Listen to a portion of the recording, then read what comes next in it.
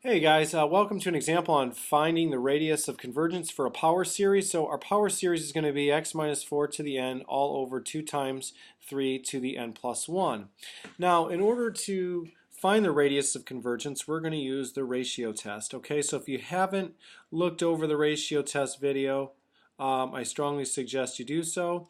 So the ratio test simply tells us the following: the limit as n is approaching infinity of the absolute value of a sub n plus 1 all divided by a sub n.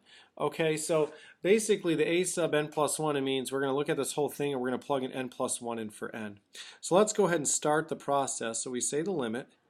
We're going to rewrite this: n approaches infinity of the absolute value. So now wherever we see an n, that gets changed. We're going to substitute in n plus 1 wherever we see an n. So we have n plus 1, okay? And then we're going to go ahead, divide by 2 times 3. Now here's, you got to be careful. Here's where you need to be careful. Replace the n with the n plus 1, but don't forget you still have an extra 1 there. That would be a big mistake if you forgot that.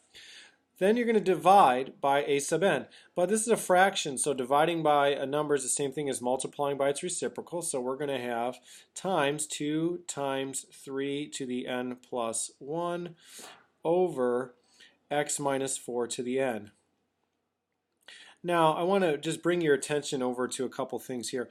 Remember, if we have something like 3 to the n plus 1, that's the same as 3 to the n times 3 to the 1, okay? So like 3 to the n plus 2, okay, is 3 to the n times 3 squared, okay?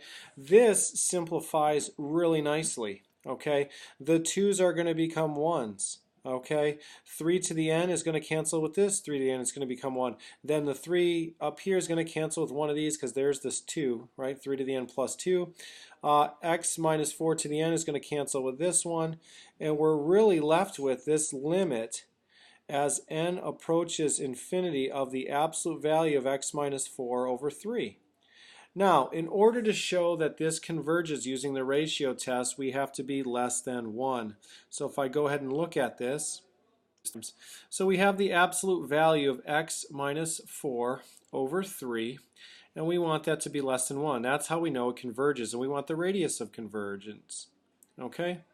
So we're going to look at solving that absolute value equation. So we have to look at two things: x minus 4 equals 1, and then we have to look at x minus 4 over 3 equals negative 1. You can solve this by inspection, meaning you can look and solve this. If I plug 7 in, 7 minus 4 is 3, 3 over 3 is 1, so x equals 7 here. If I plug in 1 in for this x, I get negative 3 over 3, which is negative 1.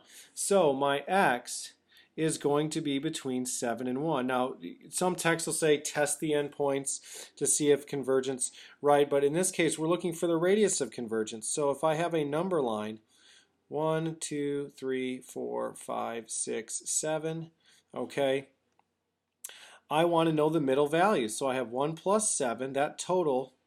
So the midpoint is 8 over 2, or 4. Or 8 over 2, excuse me, it's just 4. So the midpoint of this is 4, and you saw that at the beginning right here. There's 4. Now, the distance from 4 to 7 is 3. The distance from 4 to 1 is also 3. The radius then from the center over, the radius of convergence, is equal to 3 in this particular example. So again, that's how we find the radius of convergence of a power series. If you guys have any questions or comments, let me know. We'll see you next time.